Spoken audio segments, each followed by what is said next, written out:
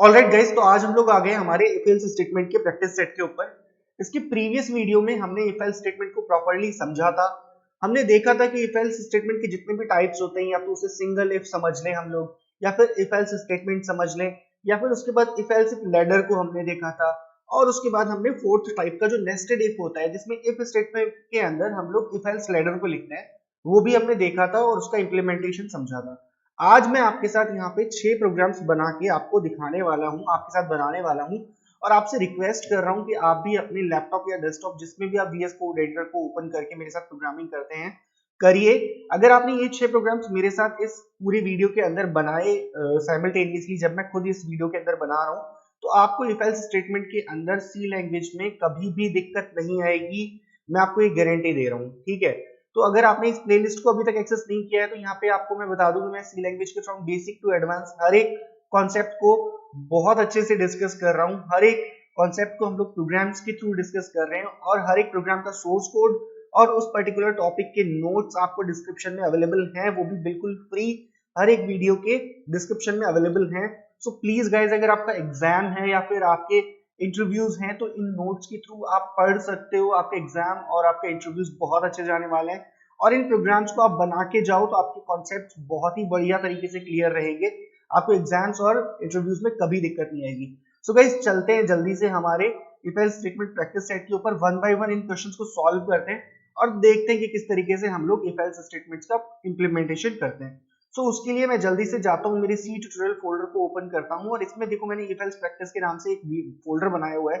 इस फोल्डर को मैं कोड के साथ ओपन कर लेता हूँ, VS कोड एडिटर के साथ, और हम लोग प्रोग्रामिंग को करते हैं स्टार्ट। ऑलराइट गाइस, तो देखो मैंने यहाँ पे मेरे फोल्डर को VS कोड एडिटर में ओपन कर लिया है, और साइड बाय साइड मैंने ओपन कर लिए हैं मेरे क्वेश्चंस, नोट्स ओपन कर लिए हैं, जहाँ पे मेरे प्रोग्राम्स की डिटेल है कि मुझे क्या प्रोग्राम बनाना है। तो सबसे पहले हम लोग यहाँ पे एक फाइल क्रिएट करते हैं इस फोल्डर के अंदर, और उस फाइल को हम लोग नाम दे देते हैं question1.c। ओके, और ये फाइल मैंने यहाँ पे क्रिएट कर दी है। अब हम फर्स्ट क्वेश्चन पढ़ना स्टार्ट करते हैं। फर्स्ट क्वेश्चन पढ़ते हैं। देखो गाइस, यहाँ पे लिखा है write a C program to find maximum between two numbers. बहुत ही बेसिक प्रोग्राम है, ठीक है। और यहाँ पे इस प्रोग्राम की हेल्प से हम लोग ये समझेंगे कि सी के बेसिक इफ एल्स स्टेटमेंट को किस तरीके से इंप्लीमेंट किया जाता है, ठीक है। तो यहाँ पे हम लोग लिख लेते हैं question write C program to find maximum between two numbers, ठीक है। तो यहाँ पे मैंने इस क्वेश्चन को लिख लिया है, और गाइस इसको मैं करूंगा जल्दी से कमेंट आउट, और कमेंट आउट करने के बाद हम लोग स्क्रीन को कर लेते हैं बड़ा, और हमको यहाँ पे देखना है कि दो नंबर्स में से मेरे को मैक्सिमम फाइंड आउट करना है। तो उसके लिए सबसे पहले गाइस मैं यहाँ पे लाऊंगा मेरे बॉयलर प्लेट कोड को। इनकेस आपको बॉयलर प्लेट कोड बनाना नहीं आता है, तो मैं आपको एक बार फिर से बता देता हूँ। देखो गाइस, यहाँ लेफ्ट बॉटम में सेटिंग्स नाम का ऑप्शन है, जहाँ पे मैनेज लिखा आ रहा है, इस पे आप क्लिक करिए। इस पे क्लिक करके आप कॉन्फ़िगर यूजर स्निपेट्स पे क्लिक करिए। यहाँ पे c.json नाम का फाइल आपको सर्च करना पड़ेगा, अगर आपको नहीं दिख रहा है। इस c.json फाइल पे क्लिक करके इसको ओपन कर लो। ओपन करने के बाद आपको जो ये एग्जाम्पल लिखा है ना, इसके नीचे का पार्ट आपको पूरा का पूरा कमेंटेड दिखेगा, कमेंट हो रखा होगा। उसमें से प्लीज आप कमेंट हटाइए। कमेंट हटाने के बाद ये पूरा का पूरा टेक्स्ट जो है, आप इसको वहां पे पेस्ट कर दीजिए। मैंने प्रीवियस वीडियो में डेटा टाइप्स एंड वेरिएबल जहां पे बताया था, वहां पे भी इसको बताया हुआ है। आप चाहें तो इसका स्क्रीनशॉट ले सकते हैं, और सिंपली ये पूरा का पूरा ये टेक्स्ट वहां पे पेस्ट कर दीजिए इस तरीके से, और इस फाइल को कंट्रोल एस से सेव करके क्लोज कर दीजिए। तो जैसे ही आप अपने प्रोग्राम के अंदर बॉयलर लिखना चालू करेंगे, तो आपको ये ऑप्शन देगा, एंटर प्रेस करेंगे तो आपका बॉयलर प्लेट कोड आ जाएगा। आई होप आपको क्लियरिटी है। अब गाइस बात करते हैं हम लोग इस प्रोग्राम की।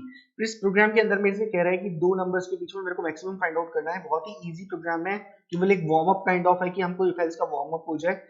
तो सबसे पहले देखो मैं यहाँ पे दो नंबर्स ले लेता हूँ, int a comma b। Integer type के मैंने दो वेरिएबल्स ले लिए हैं, और इसमें मैं यूजर को बोलूंगा कि यूजर भैया मेरे को दो नंबर्स दे दो। तो यहाँ पे मैं क्या लिखूंगा यूजर के लिए, एंटर टू नंबर्स, ठीक है। और यहाँ पे मैं लगा दूंगा स्लैश n की जब यूजर मेरे नंबर्स डाले तो वो मेरे को नेक्स्ट लाइन में दिखे, यूजर को नेक्स्ट लाइन में दिखे, जिससे कंफ्यूजन क्रिएट ना हो, ठीक है। स्कैनफ की हेल्प से मैं इन नंबर्स को सेव करवा लूंगा इन पर्टिकुलर वेरिएबल्स में। और मेरे को दो नंबर लेने हैं, तो मैं यहाँ पे %d दो बार लिखूंगा, और इसके बाद लगाऊंगा कॉमा, और फिर लिखूंगा m%a कॉमा m%b। आई होप इतनी आपको क्लियरिटी है कि इस तरीके से हम लोग नंबर्स को स्कैन करते हैं यूजर से, ठीक है। फिर देखो अगर मैंने ये नंबर्स ले लिए यूजर से, तो मैं यहाँ पे बोलूंगा एंटर द। अब यहाँ पे हम लोग क्या करते हैं, क्लियरिटी के लिए एक चीज कर लेते हैं, यहाँ पे प्रिंट कर लेते हैं a और b की वैल्यू, ठीक है। तो प्रिंट एफ की हेल्प से मैं क्या करता हूँ, यहाँ पे लिख लेता हूँ the value of a is percent d, okay, और यहाँ पे एक चीज और लिखता हूँ and the value of b is percent d, okay. इस तरीके से मैंने लिख लिया है यहाँ पे, और यहाँ पे लगाते हैं स्लैश एन, ओके। और गाइज यहाँ पे पहले वाले परसेंट ए की जगह मेरे को क्या चाहिए, मेरे को ए चाहिए, और दूसरे वाले परसेंट डी की जगह मेरे को क्या चाहिए, बी, ओके गाइज। तो आई होप इतनी आपको क्लियरिटी है, और यहाँ पे मैं लगा दूंगा सेमीकोलन इस कमेंट को टर्मिनेट करने के लिए, स्टेटमेंट को टर्मिनेट करने के लिए। अब गाइज देखो यहाँ पे मैं लिखना चालू करूंगा मेरा इफ स्टेटमेंट। इफ स्टेटमेंट लिखने के लिए देखो मैं क्या करता हूँ, इस तरीके से सिंपल ब्रैकेट लगाता हूँ और उसके अंदर मेरा इफ स्टेटमेंट लिखता हूँ। अब पहले सबसे मैं यहाँ पे लिखता हूँ ए ग्रेटर देन बी हो तो क्या करो, if a is greater than b तो यहाँ पे प्रिंट कर दो। बहुत सिंपल सी चीजें, यहाँ पे हम लोग प्रिंट एफ का यूज करेंगे, और यहाँ पे प्रिंट एफ के अंदर हम लोग बोलेंगे कि A is greater than B, ठीक है। ये चीज बहुत इजी है कि अगर ए ग्रेटर देन बी है चेक करो और लिख दो A is greater than B, okay guys. ये इतनी क्लियरिटी होगी आपको, और इसको मेरे को बंद करना पड़ेगा ब्रेसेस के अंदर, ठीक है। तो यहाँ पे मैंने ओपन किया इसको, और इसको मैंने यहाँ पे कर दिया क्लोज। आई होप इतना आपको क्लियर है। फिर देखो अगर मेरा इफ ट्रू है तो ये हो जाएगा, लेकिन एक कंडीशन और हो सकती है मेरे पास। एक कंडीशन और क्या हो सकती है, जब a लेस देन b हो तो उस कंडीशन में क्या होगा, उस कंडीशन में गाइस हमको करना पड़ेगा यहाँ पे प्रिंट, क्या यहाँ पे प्रिंट करेंगे हम लोग, b is greater than a। I hope इतनी चीज आपको समझ में आ रही होगी, b is greater than a, ठीक है। अब जल्दी से गाइस हम लोग एक कंडीशन और देख लेते हैं, एक कंडीशन और क्या हो सकती है।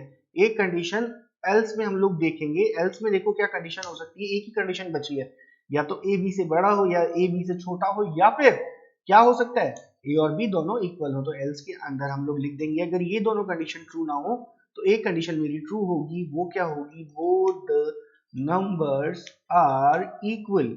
आई होप ये चीज आपको समझ में आ रही होगी। देखो हम इस प्रोग्राम के फ्लो को प्रॉपर्ली समझेंगे यहाँ पे, और उसके बाद हमको क्लियरिटी रहेगी कि हमारा प्रोग्राम किस तरीके से काम करता है।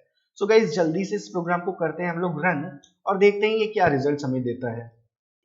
सो जैसे ही मैंने इस प्रोग्राम को रन किया तो दे रहा है मुझे एक एरर, मैंने यहाँ पे कुछ गलत लिखा है, प्रिंट नहीं लिखा मैंने, स्पेलिंग गलत लिख दिया, स्पेल गलत कर दिया मैंने उसको। ओके इट्स ओके, वापस से इसको रन करते हैं। देखो मुझे बोल रहा है एंटर टू नंबर्स। तो सबसे पहले देखो मैं दे देता हूँ यहाँ पे 8, और ए की वैल्यू दे दी मैंने 8, और यहाँ पे बी की वैल्यू दी थी मैंने 6। तो मेरे को कह रहा है the value of a is 8 and the value of b is 6। ये लाइन सबसे पहले प्रिंट हो गई। फिर मेरा कंट्रोल गया इफ स्टेटमेंट के अंदर, इसमें चेक किया ए बी से बड़ा है क्या, ए क्या वैल्यू है 8, बी का वैल्यू है 6। इसने चेक किया ए ग्रेटर देन बी, ये ट्रू है, तो इसने इस स्टेटमेंट को एग्जीक्यूट कर दिया। इसने लिख दिया ए इज ग्रेटर देन बी, और इस इफ एल्स लेटर से बाहर आ गया। अगर इफ एल्स लेटर के अंदर एक भी स्टेटमेंट ट्रू हो जाता है तो उस स्टेटमेंट से हमारा पूरा कंट्रोल बाहर आ जाता है। फिर बाकी के स्टेटमेंट को चेक नहीं करेगा, क्योंकि कंडीशन एक ही ट्रू हो सकती है। और अगर कोई भी कंडीशन ट्रू नहीं होगी, इफ एल्स इफ करके बहुत सारी कंडीशन है और ट्रू नहीं हो रही है, तो मेरा एल्स वाला जो कमेंट है, स्टेटमेंट है, वो परफॉर्म हो जाएगा। सो गाइज एक बार और इस प्रोग्राम को रन करके देखते हैं। हमारे सबसे पहले ए की वैल्यू बड़ी थी बी से, तो इसने यहाँ पे सिंपली फर्स्ट कंडीशन को ही चेक कर लिया और यहाँ पे प्रिंट कर दिया ए ग्रेटर देन बी। नेक्स्ट हम लोग करते हैं इसको वापस से रन, और रन करने के बाद देखते हैं हम यहाँ पे अब ए की वैल्यू छोटी डालते हैं। ए को वैल्यू डाल देता हूँ मैं 4, और बी को वैल्यू दे देता हूँ 8। अब देखो क्या हो रहा है, यहाँ पे सबसे पहले प्रिंट हो गया the value of a is 4 and b is 8।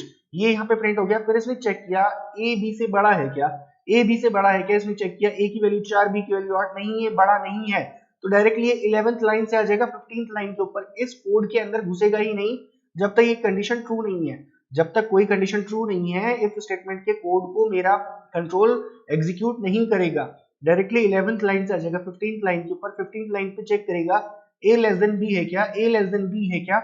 यहाँ पे देखा इसने ए 4 बी 8, बिल्कुल ठीक है, ये कंडीशन सेटिस्फाई हो रही है, ये ट्रू है स्टेटमेंट। तो इस स्टेटमेंट को, इस कोड को, पर्टिकुलर कोड को ये यहाँ पे एग्जीक्यूट कर देगा, और इफ एल्स लेटर से मेरा कंट्रोल बाहर आ जाएगा।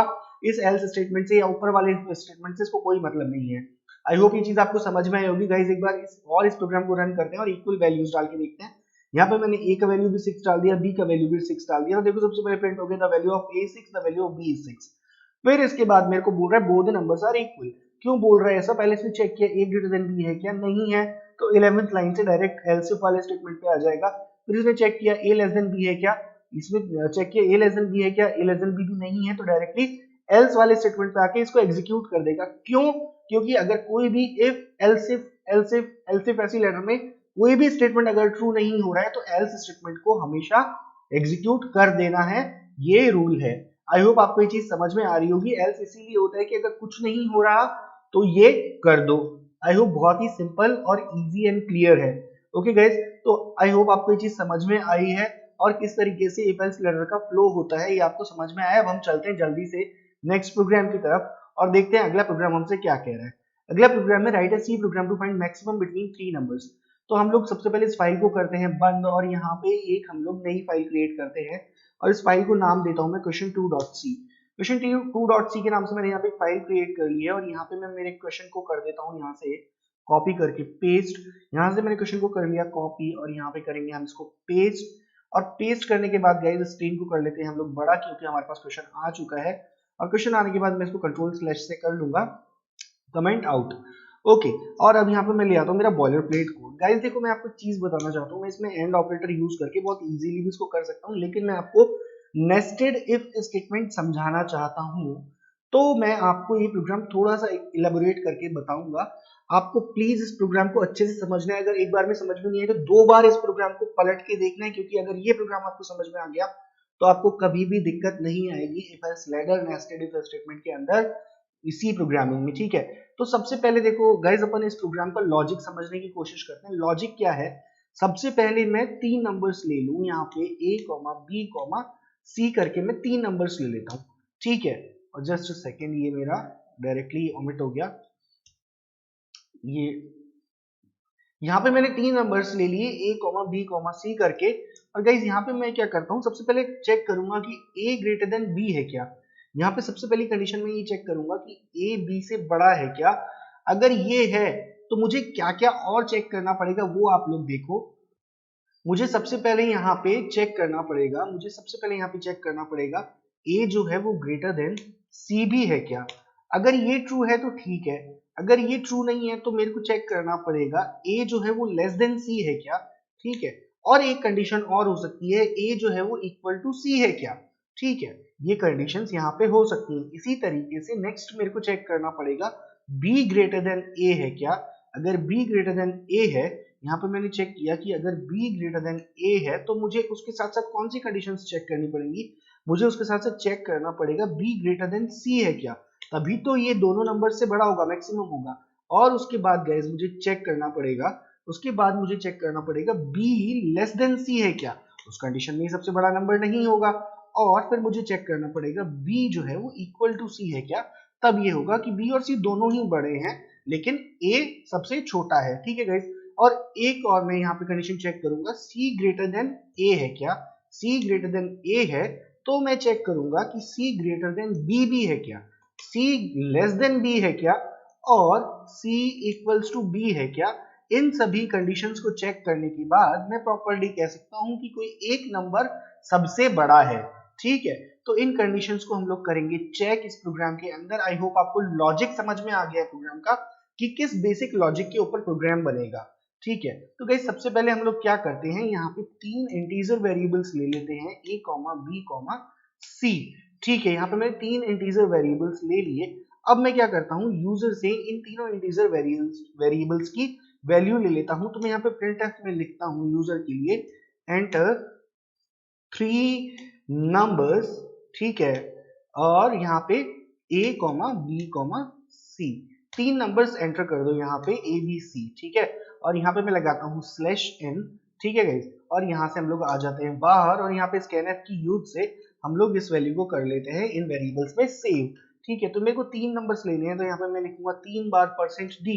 ठीक है, और बाहर आके लगाऊंगा कॉमा और सबसे पहला नंबर में सेव करवाऊंगा a में, दूसरे नंबर में सेव करवाऊंगा b में, तीसरे नंबर में सेव करवाऊंगा c में। आई होप इतनी क्लियरिटी है अपने को, यहाँ तक हमको कोई दिक्कत नहीं है। सेमीकोलन से हम लोग कर देंगे हमारे स्टेटमेंट्स को टर्मिनेट। ओके गाइस, इतना हम लोगों को समझ में आ गया। अब देखो, अब यहाँ से पूरा का पूरा लॉजिक जो है वो स्टार्ट होता है, लेकिन सबसे पहले हम हमारी जो वैल्यूज है उनको प्रिंट करवा लेते हैं। जब हम समझेंगे प्रोग्राम को तो हमें समझने में आसानी होगी कि a और b की वैल्यूज क्या क्या है। The value of A is percent D and B is percent D and C is percent D. ठीक है, यहाँ पे हमने सी इज परसेंट डी लिख लिया और यहाँ पे परसेंट डी फर्स्ट वाले परसेंट डी की जगह मेरे को क्या चाहिए, ए, सेकंड वाले परसेंट डी की जगह बी चाहिए मेरे को, और थर्ड वाले परसेंट डी की जगह मुझे चाहिए सी। ठीक है गाइस, आई होप इतना आपको समझ में आया होगा, है ना। यहाँ पे इसको कोमा लगा के लिखना पड़ेगा हमें सी। ओके, इतना हम लोगों ने लिख लिया। अब देखो इसका इफ एल्स स्टेटमेंट कैसे इंप्लीमेंट करेंगे वो आप देखना। मेरी फर्स्ट कंडीशन क्या है, देखो ये मेरी फर्स्ट कंडीशन है। ठीक है, इसको मैं कॉपी करके नीचे ले आता हूँ और कमेंटेड फॉर्म में लिखूंगा। ठीक है, तो देखो मेरे को फर्स्ट इफ स्टेटमेंट अगर लिखना है तो मैं इसके अंदर लिखूंगा, सबसे पहले चेक करो a ग्रेटर देन b है क्या। फिर इसके अंदर इस इफ के अंदर ही मैं नेस्टेड इफ बनाऊंगा। अगर a ग्रेटर देन b है तो इस पर्टिकुलर स्टेटमेंट के अंदर घुस जाओ और फिर चेक करो, फिर से चेक करो कि a ग्रेटर देन c भी है क्या, a ग्रेटर देन c भी है क्या। और अगर a greater than b and a greater than c दोनों चीजें हो रही हैं तो यहाँ पे प्रिंट कर दो, यहाँ पे प्रिंट कर दो। मैं ये क्या कर रहा हूँ, मैं गलत तरीके से इसको लिख रहा था। यहाँ पे प्रिंट कर दो a is the biggest number. ठीक है, यही बात हो जाएगी, a is the biggest number. ठीक है, ये हमने यहाँ पे प्रिंट कर दिया। ओके गाइज, अब मेरे को चेक करना है कि a ग्रेटर देन c तो मैंने चेक कर लिया, तो वो बिगेस्ट नंबर हो जाएगा। अब मुझे इसी इफ स्टेटमेंट के अंदर एक बार एल्स इफ लगा के मैं ये चेक करूं, यहाँ पे मैं ये चेक करूंगा गाइज कि a जो है वो b से तो बड़ा है लेकिन a लेस देन c है क्या। a लेस देन c होगा तो हम यहाँ पे printf की हेल्प से लिख देंगे, printf की हेल्प से लिखेंगे यहाँ पे a is greater than b but less then c। I hope आपको ये चीज समझ में आ रही है, a is greater than b but less then c, क्योंकि a is greater than b यहाँ पे ट्रू हुआ है तभी तो मैं इस पर्टिकुलर स्टेटमेंट के अंदर घुसा हूं और चीजों को कर रहा हूं। ठीक है, और एक कंडीशन और हो सकती है, एक कंडीशन और क्या हो सकती है, इस एल्स के बाद हम लोग एक स्टेटमेंट और लिखेंगे यहाँ पे कि अगर या तो क्या होगा, या तो a c से बड़ा होगा या a c से छोटा होगा। और एक थर्ड कंडीशन क्या हो सकती है, यहाँ पे एक थर्ड कंडीशन हो सकती है कि a is greater than b but equal to c. I hope ये कंडीशन आपको बहुत क्लियर है, आपको समझ में आई होगी। यही कंडीशन हो सकती है, या तो a c से बड़ा होगा या a c से छोटा होगा, और एल्स में एक ही कंडीशन बचती है जो कि a जो है c के इक्वल हो जाए। तो इस तरीके से मैं चेक कर सकता हूं कि a जो है वो सबसे बड़ा नंबर है क्या। ठीक है गाइस, आई होप इतनी चीज आपको समझ में आई। अब इसी तरीके से मैं क्या करूंगा, इसी तरीके से मैं यहाँ पे चेक कर लूंगा कि b जो है वो सबसे बड़ा नंबर है क्या। जैसे मैंने a के लिए चेक किया है तो मैं यहाँ से इस पर्टिकुलर स्टेटमेंट को कॉपी करता हूँ जिसके बेस पे हम हमारा लॉजिक लिख रहे हैं। इस स्टेटमेंट को कॉपी कर लिया और सिमिलरली मुझे बी के लिए चेक करना है, तो मैं इस इफ स्टेटमेंट को कॉपी करके नीचे ले आता हूँ, इस इफ स्टेटमेंट को कॉपी करके नीचे ले आता हूँ और इसी तरीके से मैं बी के लिए इस स्टेटमेंट को लिख लेता हूँ। सो गाइज, अब हम लोग लिखने वाले हैं बी के लिए इस स्टेटमेंट को। तो सबसे पहले मैं चेक करूंगा जो बी है वो ए से बड़ा है क्या, बी इज ग्रेटर देन ए है क्या। और अगर b ग्रेटर देन a है तो मुझे क्या चेक करना है, और उसी स्टेटमेंट के अंदर b ग्रेटर देन c है क्या। अगर ये दोनों कंडीशंस ट्रू होती हैं तो यहाँ पे लिख दो b is the biggest number, क्योंकि अब हम लोग b के लिए चेक कर रहे हैं। और अगर b से छोटा है, b c से छोटा है, तो यहाँ पे लिख दो b is greater than a। क्यों, क्योंकि अब की बार मैंने यहाँ पे चेक किया b a से बड़ा है क्या, बट लेस देन c, इस एल्स इफ स्टेटमेंट की वजह से। ओके गाइज, और इसके बाद मैं यहाँ पे लिख दूंगा अगर ये भी ट्रू नहीं है और ये भी ट्रू नहीं है तो यहाँ पे लिख दूंगा b is greater than a but equal to c, because हम लोग इस बार चेक कर रहे हैं यहाँ पे b का कंपैरिजन। ठीक है, तो मैंने यहाँ पे क्या लिख दिया, b is greater than a, जो कि मैं यहाँ पे चेक कर चुका हूँ, बट मैंने चेक किया कि b c से छोटा भी नहीं है, b c से बड़ा भी नहीं है, तो एक ही कंडीशन बचती है कि वो इक्वल टू c है। आई होप आपको ये चीज समझ में आई होगी। ठीक है, अब इसी तरीके से हम लोग चेक करेंगे सी के लिए। तो सी के लिए मेरी ये कंडीशन है, सी के लिए ये कंडीशन है, तो उस कंडीशन को मैं पर्टिकुलरली कॉपी करता हूँ और नीचे ले आता हूँ। ठीक है, तो मैंने इस पूरे इफ स्टेटमेंट के बाद, इस पूरे इफ स्टेटमेंट के बाद जो कि मैंने बी के लिए लिखा है, यहाँ पे एक स्टेटमेंट और लिखूंगा मैं। यहाँ पे एक स्टेटमेंट और लिखूंगा और इस स्टेटमेंट को मैं कर दूंगा कमेंट। और गाइज अब जैसे मैंने बी और ए के लिए स्टेटमेंट लिखा है इफ, उसी तरीके से मैं यहाँ पे एक स्टेटमेंट लिख लूंगा सी के लिए। ठीक है, तो यहाँ पे मैंने सी के लिए एक स्टेटमेंट लिख लिया। ओके ठीक है, अब यहाँ पे मैं चेक करने वाला हूँ कि सी जो है वो ए से बड़ा है क्या, तो सी ए से बड़ा है क्या, यहाँ पे सबसे पहले ये चेक करो। फिर अगर सी ए से बड़ा है तो इस पर्टिकुलर स्टेटमेंट के अंदर घुस जाओ, इसके अंदर घुस के फिर तुम चेक करो कि जो सी है वो बी से भी बड़ा है क्या, जो सी है वो बी से भी बड़ा है क्या, यहाँ पे ये चेक कर लो। ठीक है, और अगर ये दोनों कंडीशन ट्रू होती हैं तो इस स्टेटमेंट के अंदर घुस के ये लिख दो सी इज द बिगेस्ट नंबर, क्योंकि अब की बार मैं चेक कर रहा हूँ सी के लिए। और अगर ये ट्रू नहीं होता है तो मुझे यहाँ पे चेक करना है जो सी है वो लेस देन बी है क्या, सी लेस देन बी है क्या, और यहाँ पे लिख दो C is greater than A but less than B, क्योंकि C greater than A check करके तो मैं इस पर्टिकुलर स्टेटमेंट के अंदर घुसा ही हूँ और मैंने यहाँ पे एलसीएफ में ढूंढ लिया कि C जो है वो लेस देन B है, तो मैंने यहाँ पे लिख दिया C is greater than A but less than B। और अगर ये दोनों ही कंडीशंस ट्रू नहीं है तो क्या होगा कि C बड़ा नहीं है B से और C छोटा नहीं है B से, तो क्या है C इक्वल है B के। तो मैंने सबसे पहले यहाँ पे चेक किया था C ग्रेटर देन A है, तो मैंने यहाँ पे लिख दिया C is greater than A but equal to B, क्योंकि मैंने यहाँ पे पाया कि ना C B से छोटा है ना C B से बड़ा है, तो और लेकिन इस स्टेटमेंट से मेरे को पता है कि C A से तो बड़ा है, तो मैंने यहाँ पे लिख दिया C is greater than A but equal to B। I hope आपको ये चीज समझ में आई होगी। ठीक है, तो अब मैं आ जाऊंगा इस इफ स्टेटमेंट के बाहर। अब देखो मैंने तीनों नंबर्स के लिए चेक कर लिया, ठीक है, और दो नंबर अगर इक्वल है तो उसके लिए भी चेक कर लिया, लेकिन एक कंडीशन और हो सकती है और मैं चाहता हूं कि वो कंडीशन आप अभी टाइम स्टैम्प लगाओ और प्लीज इस कमेंट को करो कि क्या कंडीशन और हो सकती है। वो कंडीशन मैं आपसे जानना चाहता हूं कि क्या कंडीशन हो सकती है। ठीक है, सो प्लीज मैं आपका वेट कर रहा हूँ, कमेंट करो और कमेंट बॉक्स में मुझे बताओ कि वो कंडीशन क्या होगी, जल्दी से बताओ, जिससे मुझे कॉन्फिडेंस आएगा कि यार आप लोगों को चीजें समझ में आ रही हैं। सो प्लीज मुझे कमेंट बॉक्स में जल्दी से बताओ और यहाँ पे मैं कंडीशन को लिखना करता हूँ स्टार्ट। देखो एक कंडीशन जो और हो सकती है ना वो ये है कि तीनों ही नंबर आपस में बराबर हो, तो मैं यहाँ पे किस तरीके से उस कंडीशन को लिख सकता हूँ, a is equals to b और यहाँ पे मैं लिख दूँ b is equals to c की तीनों नंबर ही आपस में बराबर हैं। ठीक है, अगर मैं ये कंडीशन लिख दूँ तो यहाँ पे मैं क्या प्रिंट करवा दूंगा, यहाँ पे मैं प्रिंट करवा दूंगा all three numbers are equal. I hope आपको ये चीज समझ में आई होगी। सो गाइज जल्दी से चलते हैं इस प्रोग्राम को करके देखते हैं एग्जीक्यूट कि ये प्रोग्राम मेरा किस तरीके से काम कर रहा है। एक बार फॉर्मेट कर लेते हैं डॉक्यूमेंट को जिससे हमें समझ में आ जाए कि हमारा प्रोग्राम हमने सही तरीके से लिखा है या नहीं लिखा है। आप फॉर्मेट कर लोगे ना तो आपको पूरा का पूरा प्रोग्राम फ्लो में दिखने लगेगा। देखो जैसे ये एक स्टेटमेंट यहाँ पे चालू हुआ और यहाँ पे खत्म हो गया, ये मुझे दिख रहा है। ठीक है, ये लाइन मुझे बता रही है कि यहाँ से यहाँ तक मेरा ये एक स्टेटमेंट है। फिर अगला इफ स्टेटमेंट जो मैंने बी के लिए लिखा वो यहाँ से यहाँ तक है। फिर मैंने अगला इफ स्टेटमेंट जो सी के लिए लिखा वो यहाँ से यहाँ तक है। और फिर मैंने एक इफ स्टेटमेंट लिख दिया जो कि यहाँ पे मैं सेमीकोलन लगाना भी भूल गया तो यहाँ पे रेड लाइन दिखा रही थी। ओके, और एक इफ स्टेटमेंट मैंने यहाँ पे लिख दिया जिसमें कि मैंने तीनों नंबर्स को इक्वल होने की कंडीशन चेक कर ली। ओके, तो जल्दी से करते हैं इस प्रोग्राम को रन और देखते हैं कि किस तरीके से प्रोग्राम मेरा काम करता है। ठीक है। सो गाइज जैसे मैंने इस प्रोग्राम को रन किया मेरे को बोल रहा है enter three numbers a, b, c। तो सबसे पहले मैंने समझो 7 एंटर कर दिया, फिर मैंने एंटर कर दिया 6 और मैंने एंटर कर दिया 9। ठीक है, तो मेरे को यहाँ पे बोल रहा है the value of a is 7, b is 6 and c is 9। a is greater than b but less than c is, देखो अभी ये मैंने क्या किया ना यहाँ पे स्लैशंस नहीं लगाए हैं तो आपको शायद ये रिजल्ट ही समझ में नहीं आ रहा होगा। हमारा प्रोग्राम काम तो बढ़िया कर रहा है लेकिन चक्कर क्या है कि हमने यहाँ पे स्लैशन नहीं लगाए तो हमारी हर लाइन जो है एक साथ चिपक के आ रही है। चिपक के आने की वजह से आपको भी क्लियर नहीं दिख रहा है और मैं आपको अच्छे से समझा भी नहीं पाऊंगा। तो हम लोग क्या करते हैं जल्दी से हर जगह लगा लेते हैं स्लैशंस। ठीक है, स्लैशन लगाने के बाद आपको बहुत ही क्लियरली दिखेगी स्क्रीन और रिजल्ट, तो आपको मजा आएगा समझने में भी। ठीक है, तो यहाँ पे मैं सब जगह लगा लेता हूँ स्लैशन। ओके, और यहाँ पे कुछ एक एक्स्ट्रा स्लैशन शायद लग गए हैं।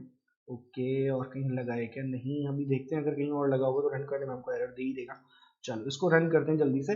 नहीं और कहीं नहीं लगाता। एंटर थ्री नंबर्स, यहाँ पे 3 नंबर्स मैंने एंटर कर दिए 7, 8 और यहाँ पे 4 एंटर कर देता हूँ। तो देखो मेरे को क्या कह रहा है, the value of a is 7, b is 8 and c is 4, b is the biggest number। यहाँ पे मेरे को बोल रहा है b is the biggest number और मैंने यहाँ पे स्लैशन नहीं लगाया था क्या, स्लैशन कहाँ नहीं लगाया मैंने, स्लैशन यहाँ पे नहीं लगाया गाइस, तो स्लैशिंग यहाँ पे नहीं लगाने की वजह से वो उससे वापस चिपक के आ गया। ओके कोई नहीं, एक बार समझ लेते हैं इसने काम कैसे किया, फिर नेक्स्ट बार हम जब देखेंगे तो नेक्स्ट लाइन में आ जाएगा ये। ओके, तो the value of a is 7, ए की वैल्यू मैंने 7 डाली, बिल्कुल ठीक है। बी की वैल्यू मैंने डाली है 8, बिल्कुल ठीक है। और सी की वैल्यू डाली है मैंने 4, ये भी बिल्कुल ठीक कह रहा है। फिर ये प्रोग्राम देखो कैसे रन हुआ होगा। सबसे पहले यहाँ तक मेरा प्रिंट हो गया ये वैल्यू, जब स्कैन कर लिया मैंने यूजर से वैल्यूज को।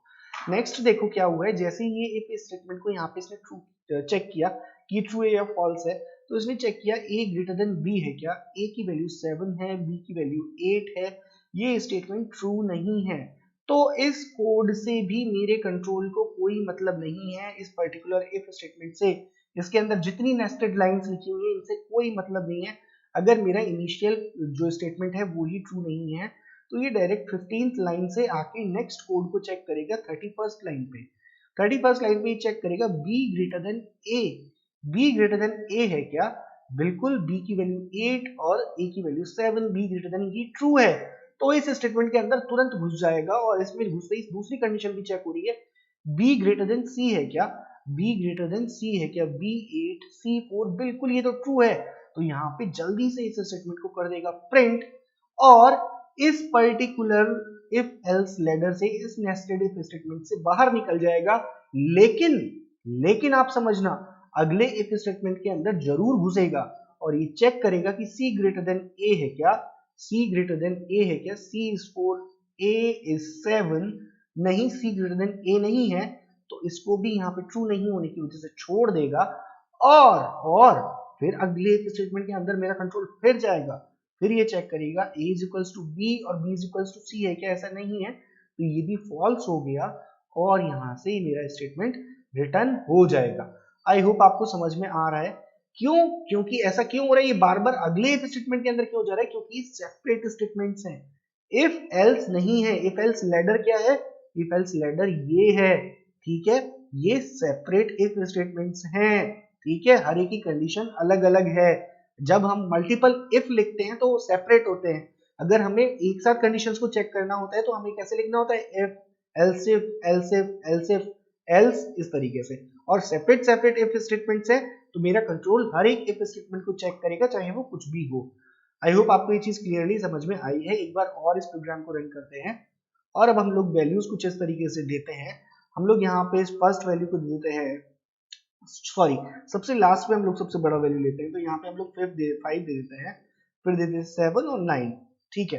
तो देखो यहाँ पे क्या हो रहा है, सबसे पहले तो मेरी वैल्यूज प्रिंट होगी, the value of a is 5, b is 7 and c is 9, बिल्कुल ठीक है। यहाँ पे मैंने यही कमेंट स्टेटमेंट लिखा था कि पहले वैल्यूज प्रिंट कर दो, ठीक है। फिर इसके बाद इसने देखा कि a is greater than b है क्या, a का वैल्यू 5 है, b का वैल्यू 7 है, नहीं ये स्टेटमेंट ट्रू नहीं है, तो डायरेक्ट 15th लाइन से चला जाएगा मेरा कंट्रोल 31st लाइन पे। 31st लाइन पे जाके चेक करेगा b ग्रेटर देन a है क्या, b ग्रेटर देन a है क्या, बिल्कुल b ग्रेटर देन a तो है, तो ये इस पर्टिकुलर इफ स्टेटमेंट के अंदर घुसेगा। फिर नेस्टेड इफ के अंदर जाएगा, फिर चेक करेगा b greater than c, b greater than c, नहीं ये तो ट्रू नहीं है, तो फिर इसी लैडर के अंदर चलता जाएगा, इस इफ स्टेटमेंट को छोड़ देगा, इसको एग्जीक्यूट नहीं करेगा। नेक्स्ट एल्स इफ को चेक करेगा, इसमें चेक करेगा कि b लेस देन c है क्या, b लेस देन c है क्या, बिल्कुल b लेस देन c है, तो इस पर्टिकुलर कोड को एग्जीक्यूट कर देगा और लिख देगा b is greater than a but less then c, और इस इफ एल्स लैडर से बाहर आ जाएगा और नेक्स्ट इफ स्टेटमेंट के अंदर जाएगा और यहाँ पे चेक करेगा c ग्रेटर देन a है क्या, c ग्रेटर देन a है क्या, 9 एंड 5 बिल्कुल है, तो इसके अंदर घुसेगा, चेक करेगा कि c ग्रेटर देन b भी है क्या, c ग्रेटर देन b भी है क्या, बिल्कुल है, तो यहाँ पे इस पर्टिकुलर इफ स्टेटमेंट के अंदर जो कोड है उसको ये कर देगा एग्जीक्यूट और यहाँ पे लिख देगा c is the biggest number. I hope आपको इस प्रोग्राम का फ्लो समझ में आया होगा, मैं आपको समझा पा रहा हूँ। एक बार हम दोनों बड़े नंबर्स को बराबर ले लेते हैं और देखते हैं। सबसे पहले मैंने 5 ले लिया, ठीक है, और फिर मैंने दोनों नंबर्स ले लिए 88 ले लिया यहाँ पे, तो 8 कर देते हैं इसको और दूसरा नंबर भी 8 ले लेते हैं।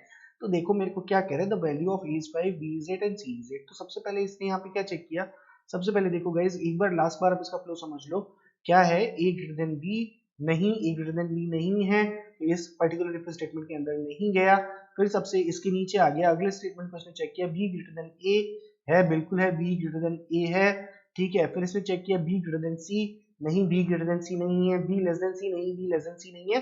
तो इसने इस इफ नेस्टेड इफ स्टेटमेंट के अंदर इसने एल्स को कर दिया एग्जीक्यूट, और फिर चला गया अगले इफ स्टेटमेंट के अंदर, सी ग्रेटर देन ए है क्या, सी ग्रेटर देन ए बिल्कुल है, सी ग्रेटर देन बी है क्या, नहीं, सी ग्रेटर देन बी नहीं है, सी लेस देन बी है क्या, सी लेस देन बी नहीं है, सी, तो लास्ट में हमको क्या एग्जीक्यूट करना है, एल्स स्टेटमेंट को, तो हम यहाँ पे एल्स स्टेटमेंट को कर देंगे एग्जीक्यूट। ठीक है गाइस, आपको ये चीज समझ में आई होगी आई होप। अब आप तीनों वैल्यूज एक साथ सेम डाल के देखना, और इस कंडीशन के लिए आप खुद से चेक करना, आई होप आप प्रॉपर्ली चेक कर पाओगे। सो गाइस, अब चलते हैं हम लोग जल्दी से नेक्स्ट प्रोग्राम की तरफ, इस पर्टिकुलर प्रोग्राम को करते हैं बंद, और यहाँ पे चलते हैं हम लोग चेक करते हैं, write a C program to check whether character is alphabet और नॉट। हमारा जो कैरेक्टर हम एंटर कर रहे हैं वो अल्फाबेट है या नहीं है, तो यहाँ पे जल्दी से एक हम लोग न्यू फाइल क्रिएट कर लेते हैं गाइस, और इस फाइल को नाम दे देते हैं question3.c। ओके, और यहाँ पे मैं कर देता हूँ मेरा क्वेश्चन पेस्ट, और एक बार के लिए हम लोग इसको कर लेते हैं फुल स्क्रीन, जिससे हमको समझ में ज्यादा अच्छे से आए। गाइस, यहाँ पे मैं लेता हूँ एक बॉयलर प्लेट कोड, और बहुत ही इजी प्रोग्राम है, मैं चाहता हूँ आप मेरे से पहले बनाओ। ठीक है, यहाँ पे देखो सबसे पहले मुझे एक कैरेक्टर चाहिए होगा, एक कैरेक्टर चाहिए होगा। कैरेक्टर क्यों चाहिए होगा, देखो मेरे को चेक करना है कि एक कैरेक्टर अल्फाबेट है या नहीं है। तो मैं सबसे पहले यूजर से एक कैरेक्टर को एंटर करवाऊंगा ना, तो मैंने CH नाम का एक कैरेक्टर ले लिया। ठीक है, ज्यादा फेमिलियर साउंड कर देगा CH के नाम से, तो मैंने CH के नाम से कैरेक्टर ले लिया। ठीक है, अब मैं यूजर को बोल रहा हूँ, यूजर को मैं बोलूंगा कि यूजर भैया एंटर ए कैरेक्टर। ठीक है, यूजर को मैं बोल रहा हूँ एक कैरेक्टर एंटर कर दो यूजर यहाँ पे। ठीक है, और यहाँ पे मैं यहाँ इस तरीके से इसको लिख दूंगा। ठीक है, और यहाँ पे लगा लेते हैं हम लोग स्लैशन, जिससे कैरेक्टर जो एंटर करे वो नेक्स्ट लाइन में आ जाए। फिर यहाँ पे हम लोग ले लेते हैं स्कैनर, और स्कैनर की हेल्प से हम लोग यहाँ पे एंटर करवा लेते हैं कैरेक्टर को। मैंने आपको बताया है कोट्स के बीच में सबसे पहले एक स्पेस देना है, फिर आपको %c लेना है, क्योंकि जो हमारा कैरेक्टर है वो व्हाइट स्पेस ले लेता है, और आपका इनपुट नहीं ले पाएगा, तो कोट्स के बीच में पहले स्पेस दो फिर %c लिखो। अगर नहीं भी समझ में आ रहा है तो रट लो, लेकिन कोट्स के बीच में पहले स्पेस दे दो। ठीक है, और यहाँ पे मैं लगा लेता हूँ semi colon guys. Semi colon लगाने के बाद यहाँ पे जल्दी से मैं क्या करता हूँ, जल्दी से यहाँ पे एक इफ स्टेटमेंट लिख लेता हूँ। ठीक है, इफ स्टेटमेंट लिखने के बाद मैं यहाँ पे इस तरीके से पूरा कोड ले लेता हूँ यहाँ पे। ठीक है, और यहाँ पे देखो हम लोग क्या करते हैं, इफ स्टेटमेंट के अंदर सबसे पहले लिखते हैं इफ, यहाँ पे समझना, यहाँ पे समझना मैं क्या कर रहा हूँ, इफ CH इज ग्रेटर और इक्वल टू ए से बड़ा हो, और एंड ऑपरेटर लगाऊंगा यहाँ पे मैं, और हिंदी वाला और बोल रहा हूँ, ए से तो बड़ा हुई, लेकिन जो मेरा कैरेक्टर है वो छोटा हो किससे, जेड से, जेड से छोटा हो। ठीक है, ऐसा क्यों लिख रहे हैं इसको आप समझना। कैरेक्टर जो है आस्की वैल्यूज से जाने जाते हैं, आस्की वैल्यूज में ए की वैल्यू जो है छोटी होती है, जेड की वैल्यू बड़ी होती है, और ए से जेड के बीच में सारे कैरेक्टर्स फॉल करते हैं। इसी तरीके से कैपिटल लेटर्स जो है वो कैपिटल ए से जेड के बीच में फॉल करते हैं। आई होप आपको ये चीज की अंडरस्टैंडिंग है, अगर नहीं है तो देखो मैं आपको एक बार बता देता हूँ यहाँ पे, जल्दी से एक बार हम लोग समझ लेते हैं। ठीक है, तो यहाँ पे देखो अगर हम एक न्यू टैब ओपन करें, सो गाइज यहाँ पे देखो मैंने एक आस्की टेबल ओपन कर लिया। आस्की टेबल ओपन करके मैं आपको दिखा देता हूँ कि कैरेक्टर की वैल्यूज किस तरीके से होती हैं, अल्फाबेट्स वगैरह की। तो देखो यहाँ पे जो कैपिटल ए है उसकी वैल्यू 65 है, और 65 से आप यहाँ पे देखना 65 से मेरी जो वैल्यूज फॉल कर रही है वो 90 के बीच में कैपिटल लेटर्स की। ठीक है, तो इस तरीके से मैं लिख सकता हूँ कि कैपिटल ए से बड़ा और कैपिटल जेड से छोटा कोई भी अल्फाबेट जो होगा वो कैपिटल लेटर होगा। ठीक है, इसी तरीके से मैं स्मॉल एबीसीडी के लिए भी लिख सकता हूँ। देखो स्मॉल एबीसीडी किस तरीके से फॉल करती है, 97 से ये फॉल कर रही है 122 के बीच में। तो इस कैपिटल स्मॉल ए से बड़ा कोई भी और स्मॉल जेड से छोटा कोई भी स्मॉल लेटर्स के बीच में फॉल करेगा। आई होप आपको ये चीज की क्लियरिटी हो गई है अब। ठीक है, तो जल्दी से अभी इसको फिलहाल के लिए कर देता है मिनिमाइज, और देखते हैं यहाँ पे कि नेक्स्ट हम लोग किस तरीके से लिखेंगे। या तो इसके बीच में फॉल करे हमारा कैरेक्टर, और या फिर फॉल करे इस तरीके से। देखो यहाँ पे मैं क्या लिखता हूँ, कैरेक्टर इज ग्रेटर और इक्वल टू कैपिटल ए, और एंड ऑपरेटर यहाँ मैं लगा रहा हूँ, हिंदी वाला और बोल रहा हूँ। आई होप आप समझ रहे हो मेरी भावना को। ठीक है, या फिर वो छोटा हो और इक्वल हो कैपिटल जेड के, और इस पूरे इफ स्टेटमेंट को करेंगे एक सिंपल ब्रैकेट के अंदर बंद। ठीक है, क्योंकि इफ स्टेटमेंट सिंपल ब्रैकेट के बिना नहीं काम करेगा। और फिर यहाँ पे मैं कंडीशन लिख दूंगा, यहाँ पे क्या प्रिंट करवा दूंगा, मैं यहाँ पे बोलूंगा कि मेरे कंट्रोल यहाँ पे प्रिंट कर दो, the character is an alphabet. ठीक है। अगर इसके बीच में फॉल कर रहा है, देखो ये कंडीशन कैसे लिखी मैंने, या तो स्मॉल a टू z के बीच में आना चाहिए या फिर कैपिटल A टू Z के बीच में आना चाहिए, ठीक है। यहाँ पे कैपिटल Z लिखना है हमको, और ये और ऑपरेटर है, मतलब इन दोनों में से कोई भी एक भी कंडीशन ट्रू होगी तो ये मेरा स्टेटमेंट ट्रू हो जाएगा और ये पर्टिकुलर स्टेटमेंट एग्जीक्यूट हो जाएगा। अब इसको ट्रू नहीं होने के लिए क्या जरूरी है कि ये दोनों ही कंडीशन ट्रू ना हो, ठीक है। और यहाँ पे एंड ऑपरेटर है, एंड ऑपरेटर का मतलब है ये भी होना चाहिए और ये भी होना चाहिए।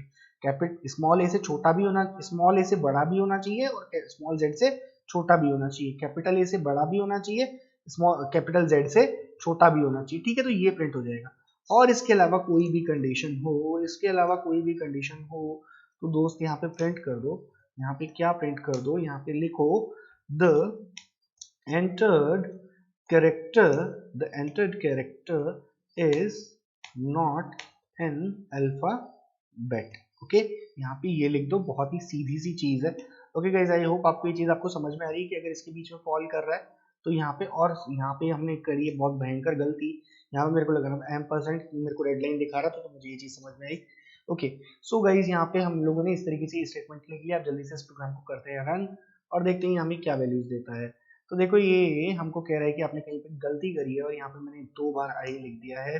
जब हम लोग इमिट का ऑप्शन यूज नहीं करते, खुद से लिखते हैं तो ये गलतियां होती हैं, ठीक है। तो यहाँ पे मैं करता हूँ एंटर कैरेक्टर, कैरेक्टर एंटर कर देता हूँ। देखो मैंने यहाँ पे स्मॉल वाई एंटर कर दिया तो मेरे को कह रहा था कैरेक्टर इज एन अल्फाबेट। क्या हुआ होगा, यहाँ पे सबसे पहले मेरी वैल्यू स्कैन हो गई और यहाँ पे चेक हुआ कि अच्छा इसके बीच में फॉल कर रहा है। अच्छा तो एक कंडीशन ट्रू है तो इस स्टेटमेंट को ट्रू कर दो और यहाँ पे ये कोड एग्जीक्यूट कर दो, इफ एल्स लेटर से बाहर आ जाओ। बहुत ही सिंपल है। नेक्स्ट हम लोग इसको वापस से रन करते हैं। यहाँ पे हम लोग अब चेक करेंगे, मैंने सेलेक्ट करके रन कर दिया guys, I am really sorry, ठीक है। तो मैं इसको वापस से रन करूंगा और यहाँ पे मैं डाल दूंगा वैल्यू कैपिटल V और इसको एंटर करूंगा तो ये कहेगा the character is an alphabet. Okay, क्यों ऐसा कह रहा है, क्योंकि अब की बार वैल्यू मेरी यहाँ पे फॉल कर रही है तो एक ही कंडीशन ट्रू होनी चाहिए मेरे इस पूरे स्टेटमेंट को ट्रू होने के लिए, ठीक है। तो यहाँ पे मेरा ये स्टेटमेंट बढ़िया से काम कर रहा है, ठीक है। अब एक बार मैं इसको वापस रन करता हूँ और मैं कुछ रैंडम वैल्यू डाल रहा हूँ, 2 डाल देता हूँ, ठीक है, करें जो कि अल्फाबेट नहीं है। तो इसने चेक किया सबसे पहले ये भी ट्रू नहीं है और ये भी ट्रू नहीं है, ये तो इनके बीच में आ ही नहीं रहा, तो ये इफ स्टेटमेंट एग्जीक्यूट नहीं होगा और मेरा एल्स स्टेटमेंट एग्जीक्यूट हो जाएगा। आई होप आपको ये सिंपल प्रोग्राम समझ में आया होगा। ओके गाइस, तो नेक्स्ट चलते हैं हम लोग जल्दी से हमारे, एक सेकेंड हम जल्दी से इसको ओपन कर लेते हैं। अरे भाई क्या हो रहा है, ठीक है। तो हम जल्दी से इसको ओपन कर लेते हैं साइड बाय साइड और हमारे नेक्स्ट क्वेश्चन की तरफ हम लोग जल्दी से चलते हैं गाइस। हमारा नेक्स्ट क्वेश्चन है, write a C program to check whether a character is upper case और लोअर केस अल्फाबेट। बहुत ही सिंपल है और मैं इसको कर लूंगा कॉपी और यहाँ पे जल्दी से बनाऊंगा एक न्यू फाइल। न्यू फाइल बनाने के लिए मैं यहाँ पे लिख दूंगा क्वेश्चन 4.c, ठीक है। गाइज आप मेरे साथ प्रोग्राम बनाओ प्लीज, ये वीडियो थोड़ा सा लंबा रहने वाला है लेकिन इसके बाद आपको कभी इफ एल्स स्टेटमेंट में दिक्कत नहीं आएगी। आई एम गारंटिंग यू, मैं आपको गारंटी दे रहा हूँ गाइस, आपको कभी दिक्कत नहीं आएगी। सो प्लीज ये पूरा वीडियो देखो और एंड तक मेरे साथ ये प्रोग्राम बनाओ, आपको कभी इफ एल्स स्टेटमेंट ऐसा नहीं लगेगा कि ये क्या हुआ है, ठीक है। तो इसको मैं कंट्रोल स्लैश से कर लिया एक बार, कमेंट आउट, और यहाँ पे जल्दी से हम लोग ले आते हैं हमारा बॉयलर प्लेट कोड। और देखो मैं क्या करने वाला हूँ, मैं ना ये देखो यहाँ पे क्या करना है, रेडिसी program to check whether character is upper case और लोअर केस अल्फाबेट। यार मैंने यहाँ पे भी अपर केस लोअर केस के कुछ कंडीशंस लिखी थी, तो मैं क्या करता हूँ ना, यहाँ से इस प्रोग्राम को चुरा लेता हूँ, जहाँ पे हम टाइम बचा सकते हैं ना तो वहां पे हम लोग टाइम बचाएंगे, ठीक है। यहाँ से मैंने चुरा लिया है इस पर्टिकुलर कोड को और मैं कर दूंगा यहाँ पे पेस्ट। और वैसे कोई चुराने वाली बात है नहीं क्योंकि यार वो कोड भी हमने ही लिखा था, तो हमारा कोड हम क्यों चुराएंगे, वो हमारा ही कोड है भाई, ठीक है। तो हम लोग क्या करते हैं, जल्दी से भागते हुए इसको करते हैं थोड़ा सा एडिट। और देखो यहाँ पे कैरेक्टर तो मेरे को यूजर से एंटर करवाना ही है तो मैं यहाँ पे ये चीज चेंज नहीं करूंगा, ये तो ऐसे कैसे रहने ही दूंगा। अब मेरे को चेंज करना पड़ेगा मेरे इफ स्टेटमेंट के अंदर, तो देखो मैं क्या चेंजेस कर रहा हूँ, यहाँ पे मैं क्या चेंजेस कर रहा हूँ ध्यान से देखना गाइस। यहाँ पे मैंने पहली इफ कंडीशन लिख दी, अगर कैरेक्टर स्मॉल ए से स्मॉल जेड के बीच में फॉल करे ना तो वहां पे लिख देना, क्या लिख देना, the character is lower case alphabet, ठीक है। यहाँ पे बस ये लिख देना, मैं इतना सा कह रहा हूँ, यहाँ पे ये लिख देना, मैंने ये लिखा है अगर स्मॉल ए से स्मॉल जेड के बीच में फॉल करे तो ये लिख देना। और यहाँ पे मैं लिख दूं एक एल्स इफ कंडीशन, यहाँ पे मैं लिख दूं एक एल्स इफ कंडीशन, और मैं उस एल्स इफ कंडीशन के अंदर क्या करता हूँ, मैं कर देता हूँ कुछ पेस्ट। अभी इस पे ध्यान मत दो कि मैंने किए क्या पेस्ट कर दिया, मैं समझा रहा हूँ, जल्दी नहीं है कोई, बिल्कुल जल्दी नहीं है, ठीक है। अब देखो मैंने यहाँ पे दोस्तों ये क्या पेस्ट कर दिया, मैंने लिख दिया अगर कैपिटल ए से कैपिटल जेड के बीच में फॉल करे, अगर कैपिटल ए से कैपिटल जेड के बीच में फॉल करे, तो यहाँ पे क्या लिख देना, मैं करूंगा ये कॉपी पेस्ट का इस्तेमाल मैं करूंगा दोस्तों, आप भी करो, ठीक है। तो यहाँ पे the character is upper case alphabet. I hope आपको ये चीज समझ में आई होगी। अगर कैपिटल ए से जेड के बीच में फॉल करे तो लिख देना the character is upper case alphabet, ठीक है।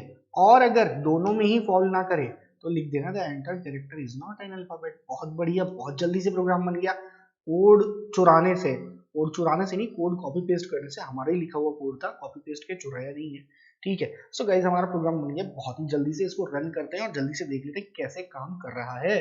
तो एंटर ए कैरेक्टर, कैरेक्टर में एंटर कर देता हूँ स्मॉल यू और एंटर करता हूँ। तो इसने चेक किया पहली इफ कंडीशन के अंदर कि हाँ जी स्मॉल ए से जेड के बीच में फॉल कर रहा है, इसने मेरे को रिटर्न कर दिया इसी कोड को एग्जीक्यूट करके the character is lower case alphabet, और पूरी इफ एल्स लेटर से बाहर आ गया, कोई मतलब नहीं, बाकी स्टेटमेंट कुछ भी लिखा हुआ इफ एल्सिफ कितना भी चला लो, अगर एक कंडीशन एग्जीक्यूट हो गई कोई मतलब नहीं है।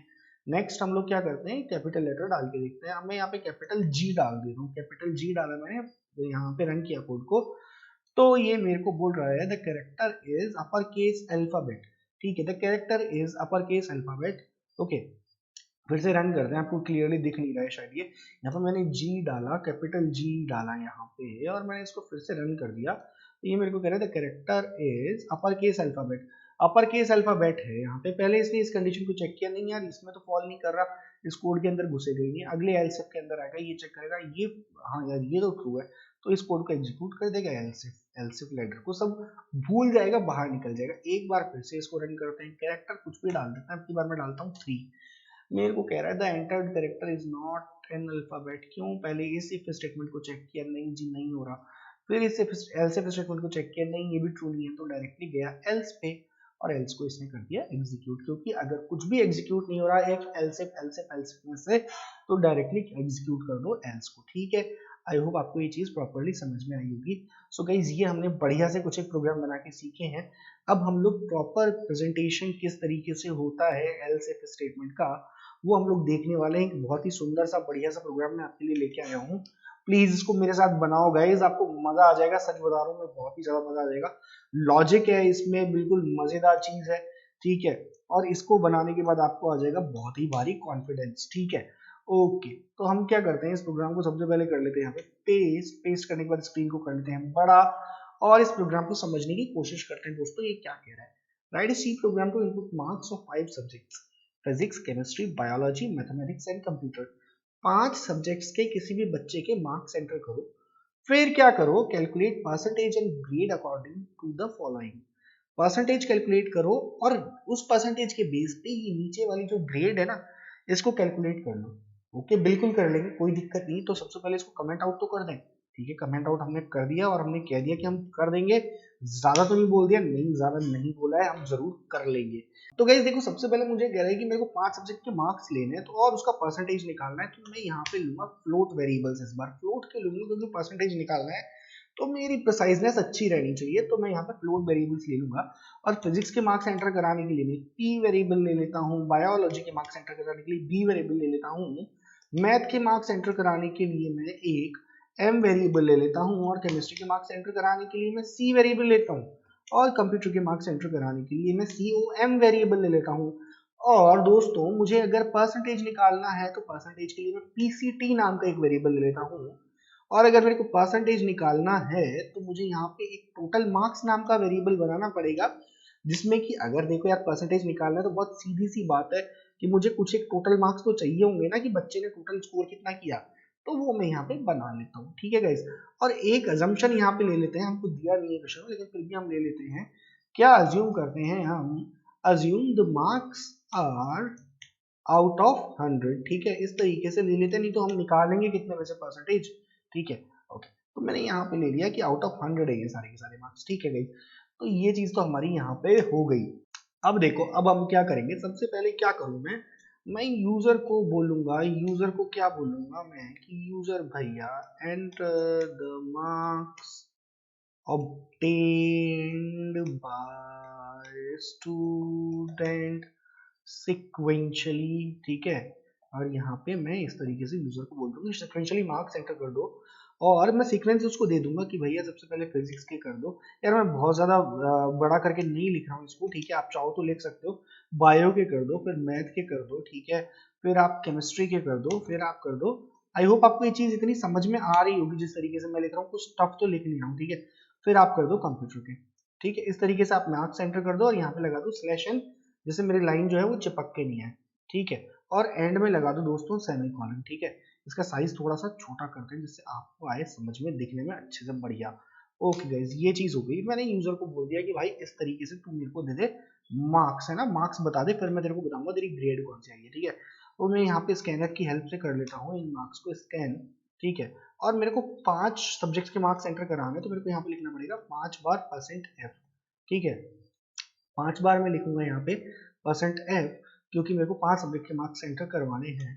और गाइज यहाँ पे मैं लिख दूंगा पहले, सबसे पहले देखो मैं किसके करवा रहा हूँ, फिजिक्स के। तो मैं यहाँ पे लिखूंगा एम परसेंट पी, फिर लिखूंगा मैं उसके बाद करवा रहा हूँ मैं बायो के, तो फिर मैं लिखूंगा एम परसेंट बी, फिर मैं करवा रहा हूँ मैथ्स के, तो मैं लिखूंगा एम परसेंट एम, फिर लगाऊंगा कॉमा, फिर मैं करवा रहा हूँ केमिस्ट्री के, तो लिखूंगा एम परसेंट सी और फिर लगाऊंगा कॉमा, और फिर उसके बाद मैं करवा रहा हूँ कंप्यूटर के, तो यहाँ पे एम परसेंट सी ओ एम, ठीक है। और यहाँ पे लगा दूंगा मैं एक सेमीकोलन। ओके गाइस, इतनी बात हमारी हो गई। अब देखो मैंने मार्क्स एंटर करवा ली, ठीक है। मार्क्स एंटर करवाने के बाद मैं क्या करता हूँ, मैं यहाँ पे कुछ एक फॉर्मूलाज लिखता हूँ। फॉर्मूलाज किस लिए लिखूंगा, देखो मुझे क्या क्या चाहिए होगा यहाँ पे, आप समझने की कोशिश करो।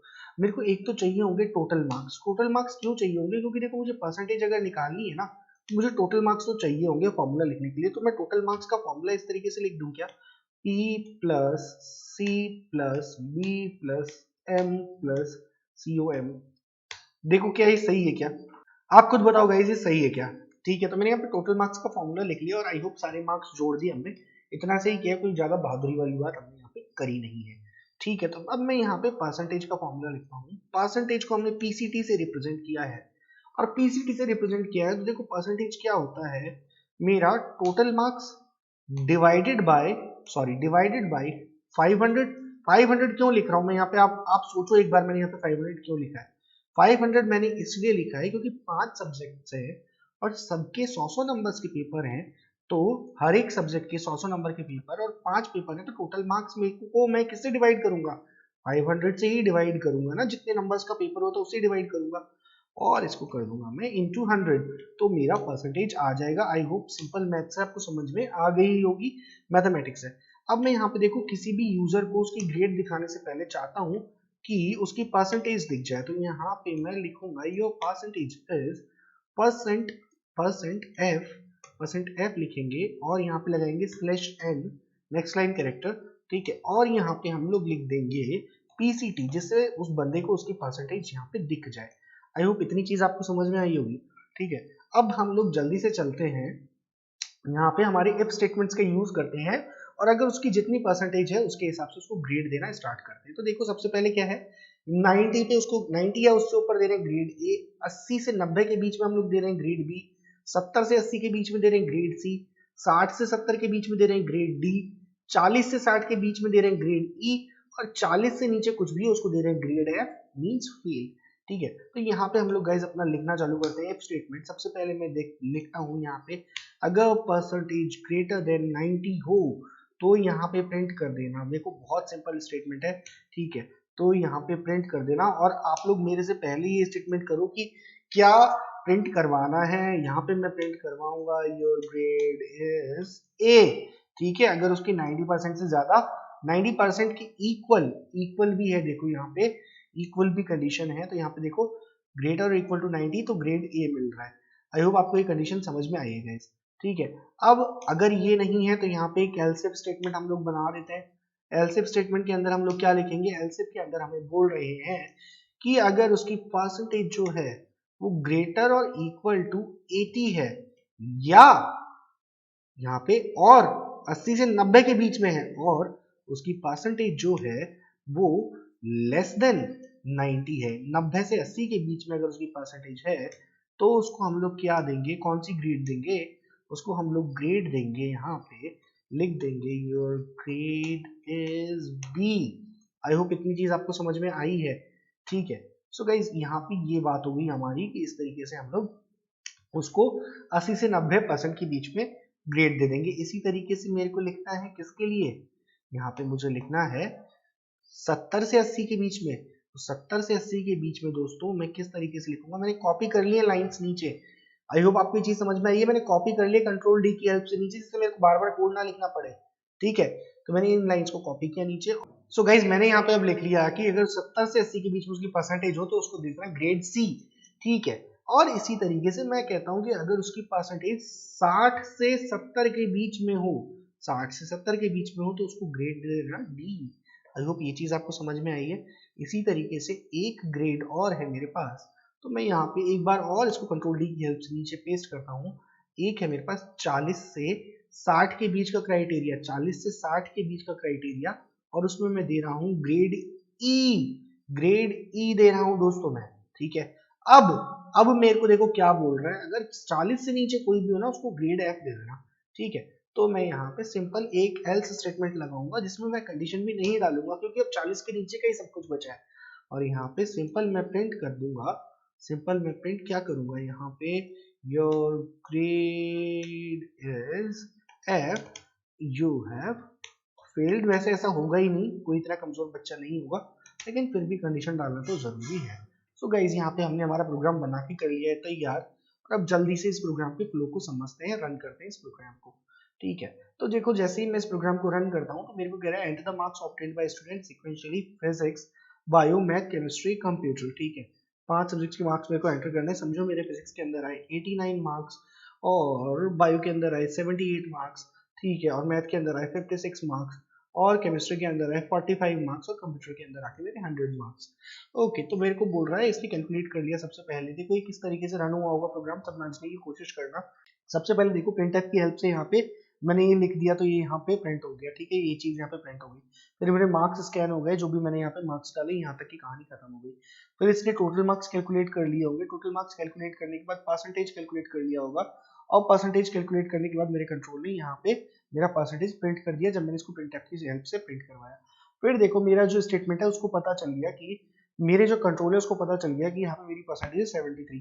तो सबसे पहले इसने चेक किया परसेंटेज जो है 90 वाली कंडीशन है, नहीं इसमें तो फॉल नहीं करेगा, इफ स्टेटमेंट के अंदर नहीं घुसेगा। फिर इसके अंदर जाएगा 8 to 90, इसके अंदर भी नहीं घुसेगा।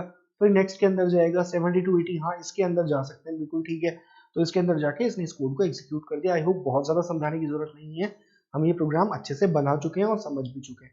सो गाइज जल्दी से चलते हैं हम लोग नेक्स्ट प्रोग्राम की तरफ। गाइज इस प्रोग्राम में मल्टीपल कंडीशंस डाल के आप लोग खुद से चेक करना, आपको बहुत मजा आएगा। आपने बहुत बढ़िया प्रोग्राम बनाया है, अगर आपसे खुद से बनाया है और मेरी हेल्प से भी बनाया है तो आपको बहुत अच्छा लगेगा। नेक्स्ट प्रोग्राम आप लोग खुद से बना पाओगे। ठीक है, सो गाइज देखो नेक्स्ट प्रोग्राम क्या है हमारा, that is C program to input electricity unit charges and calculate total electricity bill according to the given condition. कुछ एक कंडीशंस दी हुई हैं, उससे हमको बनाना है हमारा यूजर का इलेक्ट्रिसिटी बिल।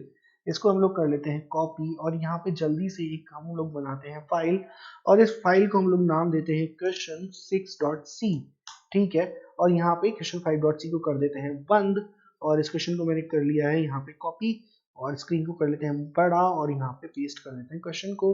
ठीक है, और जल्दी से कर लेते हैं इसको कमेंट आउट और समझना शुरू करते हैं। देखो गाइस क्या कह रहा है मेरा program, write a C program to input electricity unit charge write a C program to input electricity unit charges and calculate total electricity bill according to the given condition for the first 50 units।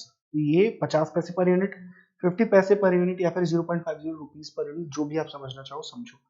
For next 100 units 0.75 rupees per unit, for next 100 units 1.20 rupees per unit, for unit above 250 rupees 1.50 per unit. ठीक है, 250 unit से ऊपर 1.5 रुपए per unit, या फिर 1 रुपए 50 पैसे per unit. ठीक है, और जो भी बिल आएगा उस पर एडिशनल सरचार्ज है 20% का, मतलब जो भी बिल है उसमें 20% तो ऐड हो रहा ही होना है। तो देखो इसको हम लोग बनाएंगे कैसे, सबसे पहले हम लोग ले लेते हैं देखो हमारा बॉयलर प्लेट कोड, और देखो सबसे पहले तो मेरे को यूजर से यूनिट्स लेनी पड़ेगी। तो मैं फ्लोट वैल्यू ले लेता हूँ क्योंकि बिल का कैलकुलेशन है, और मुझे यहाँ पे जो है सरचार्ज वगैरह भी कैलकुलेट करना है, तो मैं यहाँ पे फ्लोट में ले लेता हूँ, प्रिसाइजनेस बढ़िया रहेगी। ठीक है, तो देखो यहाँ पे मैं फ्लोट में वैल्यू ले लेता हूँ। फ्लोट में सबसे पहले तो देखो मैं क्या लेता हूँ, यूनिट्स। ठीक है, जो कि कंजम्पशन हुआ है। ठीक है, और देखो मेरे को इन पर्टिकुलर कंजम्पशंस के अकॉर्डिंग मेरे को डिफरेंट डिफरेंट अमाउंट कैलकुलेट करना होगा, तो उसके लिए मैं एक वेरिएबल ले लेता हूँ यहाँ पे अमाउंट के नाम से। ठीक है, और एक मैं ले लेता हूँ यहाँ पे क्योंकि मुझे सरचार्ज भी ऐड करना रहेगा, तो मैं एक वेरिएबल ले लेता हूँ यहाँ पे टोटल अमाउंट के नाम से। ठीक है, टोटल अमाउंट के नाम से मैंने यहाँ पे एक वेरिएबल ले लिया गाइस, और टोटल अमाउंट के नाम से मैंने वेरिएबल लेने के बाद क्या किया, यहाँ पे एक सरचार्ज नाम का भी वेरिएबल हम लोग ले लेते हैं। ठीक है, क्योंकि सरचार्ज भी हमें ऐड करना रहेगा और वो वेरिएबल ही रहेगा क्योंकि बिल के अकॉर्डिंग 20% चेंज होता रहेगा। ठीक है, ठीक है, हमने यहाँ पे हमारे वेरिएबल्स डिक्लेयर कर दिया। अब सबसे पहले हम लोग यूजर को बोलते हैं कि यूजर भैया मुझे ऐसा करो, अपने इलेक्ट्रिसिटी कंजम्पशन की यूनिट्स दे दो। तो यहाँ पे हम सिंपल सा बोलते हैं एंटर योर कंजम्पशन। ठीक है, यहाँ पे लिख देते हैं हम लोग enter your consumption of units.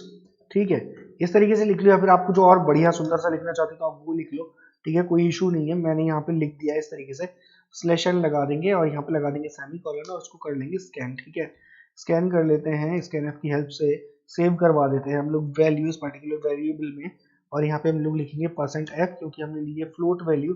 ठीक है, %f लिखेंगे और उसके बाद लिख देंगे हम m% यूनिट्स। ठीक है, यूनिट्स में इसको करवा देंगे हम लोग सेव। ठीक है, m% यूनिट्स लिख दिया मैंने गाइस यहाँ पे, और बाहर आके लगा देंगे सेमीकोलन। बहुत ही बढ़िया। अब देखो, अब हम लोग नेक्स्ट क्या करने वाले हैं गाइस, यहाँ पे हम लोग कुछ एक कैलकुलेशन करेंगे इफ स्टेटमेंट्स की मदद से। देखो सबसे पहले क्या हो रहा है, फॉर फर्स्ट 50 यूनिट्स ₹0.50। ठीक है, पहले 50 यूनिट के लिए मेरे को लग रहा है 50 पैसा। तो यहाँ पे मैं लिख दूं इफ के अंदर देखो मैं क्या लिखता हूँ, यूनिट्स। ठीक है, इफ यूनिट्स इज लेस और इक्वल्स टू 50, अगर लेस और इक्वल्स टू 50 है तो यहाँ पे अमाउंट क्या हो जाना चाहिए, जो मेरा अमाउंट है वो क्या हो जाना चाहिए। अभी देखो यहाँ पे कुछ प्रिंट नहीं करवाएंगे क्योंकि यूजर को तो हमको टोटल बिल ही देना है ना, तो हम उसको कुछ प्रिंट नहीं करवाएंगे। ठीक है, तो हम यहाँ पे अमाउंट क्या हो जाएगा, देखो अमाउंट हो जाएगा आप समझना इस चीज को, यूनिट्स मल्टीप्लाइड बाय 0.50, यही हो जाएगा ना मेरा अमाउंट। अगर 50 यूनिट से कम का बिल है तो यही अमाउंट हो जाएगा। आई होप आपको ये चीज समझ में आ रही है, इसमें तो कोई दिक्कत नहीं है गाइस, ये बहुत ही सिंपल है, इसमें तो कोई दिक्कत नहीं है। ठीक है, फिर अगर मैं अगला एक स्टेटमेंट देखता हूँ एलसीफ लगा के गाइस देखो मैं देखता हूँ कि अगर मेरी यूनिट्स जो है, अब की बार देखो अब कहां तक बात जाएगी, पहले तो 50 यूनिट तक बात गई, अब जाएगी 100 यूनिट और जोड़ दो उसमें फॉर नेक्स्ट 100 यूनिट, तो अब बात जाएगी 150 यूनिट तक।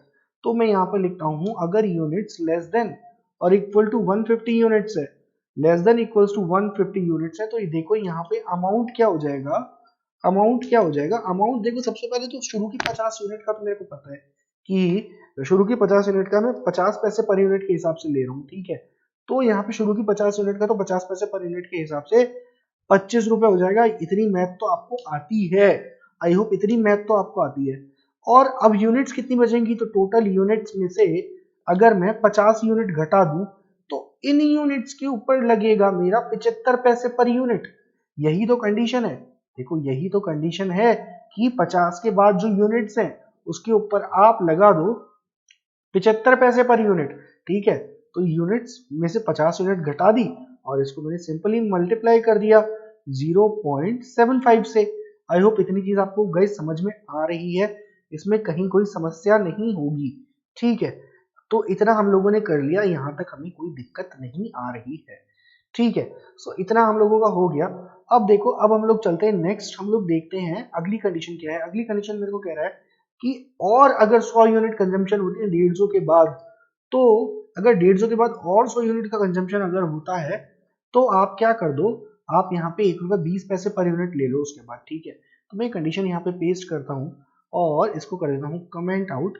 देखो यहाँ पे मैंने कमेंट आउट कर दिया। अब देखो एक एल्सिफ कंडीशन और लिखते हैं और यहाँ पे क्या लिखेंगे हम लोग, अगर कंजम्पशन, अब देखो नेक्स्ट 100 भी जोड़ दूं तो कितना हो जाएगा 250। अगर कंजम्पशन 250 यूनिट से कम है तो देखो यहाँ पे क्या कर दो, यहाँ पे अमाउंट कितना हो जाएगा, अमाउंट हो जाएगा देखो शुरू की 50 यूनिट्स का 25 रुपए है। ठीक है, और अगली अगली 100 यूनिट्स का कितना है, अगली 100 यूनिट्स का 0.75 के हिसाब से मैं ले रहा हूँ, तो अगली 100 यूनिट्स का 75 रुपए है। सिंपल मैथ्स है, मैं यहाँ पे कोई बहादुरी नहीं कर रहा हूँ, कोई ज्यादा टफ लॉजिक सी का नहीं बता रहा हूँ, बहुत सिंपल लॉजिक है कि देखो शुरू की 50 यूनिट का तो हो जाएगा मेरा 25 रुपए क्योंकि 0.50 रुपीज पर यूनिट ले रहा हूँ, और अगली 100 यूनिट का हो जाएगा 75 रुपए क्योंकि 0.75 रुपीज पर यूनिट ले रहा हूँ।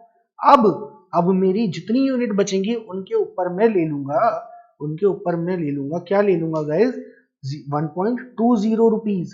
वन और सॉरी यहाँ पे मैंने यूनियन लिख दिया, यहाँ पे मेरे पास यूनिट्स लिखना था मेरे को, ठीक है। सो गाइज अब जितनी यूनिट्स बचेंगी उसके ऊपर मैं ले लूंगा 1.20 रुपीज पर यूनिट, ठीक है। तो बची यूनिट कैसे निकाल लूंगा, जितनी यूनिट्स को मैंने यहाँ पे ऐड कर लिया है पैसा उतनी यूनिट्स यहाँ से घटा दूंगा, यूनिट्स माइनस 150, और उसको मल्टीप्लाई कर लूंगा मैं गाइज 1.20 से, क्योंकि अब जो बाकी की यूनिट्स है उसके ऊपर 1.20 रुपीज पर यूनिट लग रहा है। आई होप आपको इतनी बात समझ में आ रही होगी, ठीक है। ये एक्स्ट्रा नीचे कुछ आ गया है तो इसको मुझे हटाना पड़ेगा, ठीक है। देखते हैं एक बार प्रोग्राम को कर लेंगे सही, ठीक है। ये मेरा अमाउंट यहाँ पे हो जाएगा, यहाँ पे मैंने कर दिया इस स्टेटमेंट को टर्मिनेट। अब देखो, अब इसके बाद मेरे को क्या कह रहा है मेरा प्रोग्राम, इसके बाद कह रहा है कि यूनिट अबव 250 अगर 250 से भी ऊपर चली जाए ना तो फिर 1.5 रुपए पर यूनिट ले लेना, 1.50 रुपीज पर यूनिट ले लेना। और यहाँ पे एल्स वाली कंडीशन है क्योंकि इसके बाद कोई कंडीशन है ही नहीं, ठीक है। तो मैं यहाँ पे लिख दूंगा अगर ये कंडीशन आ जाए तो यहाँ पे अमाउंट क्या हो जाएगा, देखो शुरू की 50 यूनिट के लिए 25 रुपए, फिर अगली 100 यूनिट के लिए 75 रुपए, और फिर उससे भी अगली 100 यूनिट के लिए कितना हो जाएगा 120 रुपए।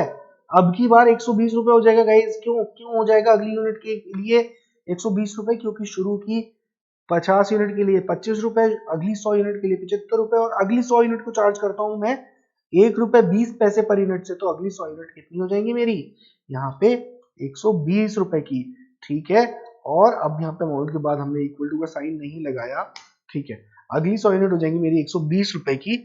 और गाइज अब मेरी जो बची हुई यूनिट्स हैं उसमें से मैं टोटल कितनी यूनिट्स घटा दूंगा, जिनका पैसा मैंने ले लिया 50 100 100, मतलब टोटल में से मैं 250 यूनिट्स घटा दूं तो उन बची हुई यूनिट्स का मैं पैसा किस तरीके से लूंगा, 1.5 रुपए पर यूनिट के हिसाब से। आई होप ये चीज बहुत ही ज्यादा क्लियर है, इसमें कहीं दिक्कत नहीं होनी चाहिए। मैं आपको सिंपल मैथ्स बता रहा हूँ, ये लॉजिक बता रहा हूँ, कोई इसमें रॉकेट साइंस नहीं बता रहा हूँ, रॉकेट साइंस है भी नहीं, सी लैंग्वेज पढ़ रहे हैं हम लोग, ठीक है, नासा में नहीं बैठे। तो अब जल्दी से यहाँ पे लगाएंगे सेमीकोलन, और सेमीकोलन लगाने के बाद गाइस यहाँ पे मैंने मल्टीप्लिकेशन का साइन नहीं लगाया, और ये ऐसे ब्रैकेट से कुछ समझता नहीं, कंप्यूटर इतना होशियार नहीं है मेरे जितना और आपके जितना, ठीक है। चलो जी बढ़िया। अब यहाँ पे मेरा देखो अमाउंट तो मेरा कैलकुलेट हो गया, अब मेरे को कैलकुलेट करना पड़ेगा सरचार्ज, ठीक है। जब मेरा कैलकुलेट हो गया अमाउंट तो मेरे को सरचार्ज कैलकुलेट करना पड़ेगा, और सरचार्ज क्या रहेगा, अमाउंट का 20% है। देखो सरचार्ज क्या है, अमाउंट का 20% है। इसको भी मैं नीचे कंट्रोल सी से कर लेता हूँ कॉपी, और यहाँ पे कर देता हूँ पेस्ट, जिससे आपको समझ में आए, क्योंकि मैं नोट्स आपको देने वाला हूँ, ठीक है। ओके, तो सरचार्ज जो है अमाउंट का 20% है, तो गाइज इसको क्या मैं ऐसे लिख सकता हूँ क्या, सरचार्ज मल्टीप्लाइड बाय 0.20। अगर ये आप नहीं समझ पा रहे हो तो फिर मैं कहूँगा आपको आप मैथ्स की थोड़ी सी ट्यूशन लगवाओ, ठीक है। यहाँ पे मैं इससे ज्यादा आपको क्लियर नहीं कर पाऊंगा कि 0.20 मैंने क्यों लिखा है, बिकॉज अगर मेरे को 20% निकालना है तो मैं 0.20 से मल्टीप्लाई कर सकता हूँ, बहुत सिंपल लॉजिक है यार, ठीक है। तो यहाँ मेरा सरचार्ज हो गया। अब देखो मेरे को यहाँ पे मेरा टोटल अमाउंट डिफाइन करना है, टोटल अमाउंट क्या हो जाएगा, अमाउंट प्लस सरचार्ज, बस कितना बढ़िया मेरा प्रोग्राम बन गया, अमाउंट प्लस सरचार्ज। अभी वो तो रन होगा तो पता चलेगा बढ़िया बनाया है नहीं बनाया। और यहाँ पे यूजर को मैं दिखाऊंगा केवल एक लाइन, उसको इतने बड़े कोड से कोई मतलब ही नहीं है, उसको मैं यहाँ पे सिंपल दिखाऊंगा, your electricity bill is %f, और यहाँ पे /n, यहाँ पे लिखूंगा मैं उसका टोटल अमाउंट। आई होप ये प्रोग्राम आपको बहुत अच्छे से समझ में आया होगा गाइज, और यहाँ तक अगर आपने मेरे साथ साथ इस पूरी वीडियो को देखा है तो मैं आपको गारंटी देता हूँ कि आपको कभी भी सी लैंग्वेज में इफ एल्स स्टेटमेंट लगाने में दिक्कत नहीं आएगी, ठीक है। सो गाइज यहाँ पे मेरा प्रोग्राम बन के रेडी है। अब हम लोग निकालते हैं आपके घरों के इलेक्ट्रिसिटी बिल, ठीक है। तो गाइज सबसे पहले देखो हम लोगों को बोल रहा है enter your consumption of unit. समझो मैं बहुत ही ज्यादा बचत करने वाला आदमी हूँ, मेरी टोटल कंजम्पशन है 34 यूनिट्स का ही, ठीक है।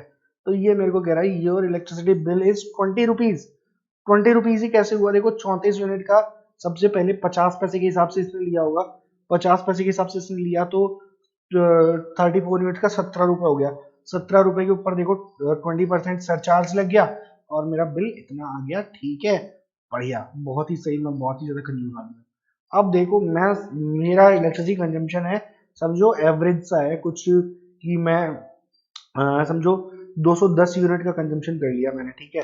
210 यूनिट का कंजम्पशन कर लिया तो मेरा इलेक्ट्रिसिटी बिल कितना आ गया, 206 रुपए। कैसे आया होगा, देखो 210 कहाँ फॉल कर रहा है, 210 फॉल कर रहा है यहाँ पे यूनिट्स लेस देन 150, यहाँ तो फॉल नहीं करेगा। यूनिट लेस देन 50 यहाँ तो फॉल नहीं करेगा, ये 250 से नीचे में फॉल करेगा। तो देखो सबसे पहले 25 प्लस 75, तो 100 रुपए तो यहाँ हो गए दोस्तों मेरे। 100 रुपए होने के बाद 150 यूनिट उसमें से घटा दी इसने, तो 60 यूनिट बच गई। 60 यूनिट का इसने ले लिया मेरे से 1 रुपए 20 पैसे के हिसाब से। फिर मेरा अमाउंट आ गया कुछ, अमाउंट में इसने सरचार्ज जोड़ दिया और टोटल अमाउंट मेरा इतना आ गया। आई होप आपको ये चीज समझ में आई होगी। सो गाइज अपने घर का इलेक्ट्रिसिटी बिल, अपने बिल के अंदर जो भी कंडीशन है उनको देख के बनाओ, ठीक है। कुछ बढ़िया सा प्रोग्राम बनाओ और घर पे जब बिल आए तो आप उसको चेक करो इस प्रोग्राम की हेल्प से। आई होप आपको बहुत ही ज्यादा मजा आएगा। सो गाइज मेरे को लगता है मैंने आपको बहुत अच्छे से फल स्टेटमेंट समझाने की कोशिश करी है। और यार आपको अगर मजा आया हो ना तो प्लीज कमेंट करके जाना कि मजा आ गया, ठीक है। और अगर मजा आ गया तो यार लाइक भी करके जाना और अपने फ्रेंड्स को शेयर कर देना कि आपके फ्रेंड को भी मजा आ जाए, ठीक है। सो गाइज प्लीज शेयर करो वीडियोस को लोगों से ज्यादा, सबको बोलो कि देखें। यहाँ पे मैं हर एक कोशिश कर रहा हूँ कि आपको सी लैंग्वेज बहुत अच्छे से समझा पाऊँ, है ना। सो अगर एग्जाम्स हैं या फिर इंटरव्यूज हैं तो पढ़ के जाओ, इन प्रोग्राम्स को देख के जाओ, आपको बहुत ही ज्यादा क्लियरिटी रहेगी कि आप लोग क्या कर रहे हो अपने एग्जाम्स और इंटरव्यूज में। ये पूरे के पूरे सोर्स कोड हर एक 6 प्रोग्राम्स के सारे सोर्स कोड आपको वीडियो के डिस्क्रिप्शन में मिल जाएंगे, ठीक है। और गाइज अगर आपको लगता है कि मैं आपको ठीक से समझा पा रहा हूँ तो प्लीज कमेंट करके जाना और मुझे बता के जाना कि यार आपको मजा आया है, ठीक है। तो फिर नेक्स्ट वीडियोस में हम लोग और कुछ एक एडिशनल स्टेटमेंट स्विच केसेस वगैरह देखेंगे, ठीक है। और लूप्स में चलेंगे आगे, अभी तो सी लैंग्वेज में बहुत कुछ बाकी है। आपको बहुत मजा आने वाला है गाइस, मैं एक एक टॉपिक को आपको अच्छे से एक्सप्लेन करके समझाऊंगा। और इनकेस आपने अभी तक प्लेलिस्ट को एक्सेस नहीं किया है तो जाओ जल्दी, बहुत चीजें मिस कर रहे हो आप। शुरू से एंड तक सारे वीडियोस को देखो, आपको बहुत मजा आने वाला है। कोई भी टॉपिक ऐसा नहीं छोड़ा है मैंने जो कि आपके लिए इंपॉर्टेंट हो और उसको एक्सप्लेन ना किया हो। तो गाइस जल्दी से जाओ, प्लेलिस्ट को एक्सेस करो, शुरू से एंड तक सारे वीडियोस देखो और सी लैंग्वेज को कर लो मास्टर, ठीक है। सो गाइस मिलते हैं नेक्स्ट वीडियो में। टिल देन अपना बहुत ध्यान रखो, अच्छे से रहो, keep programming, keep learning. Thanks a lot guys, bye bye.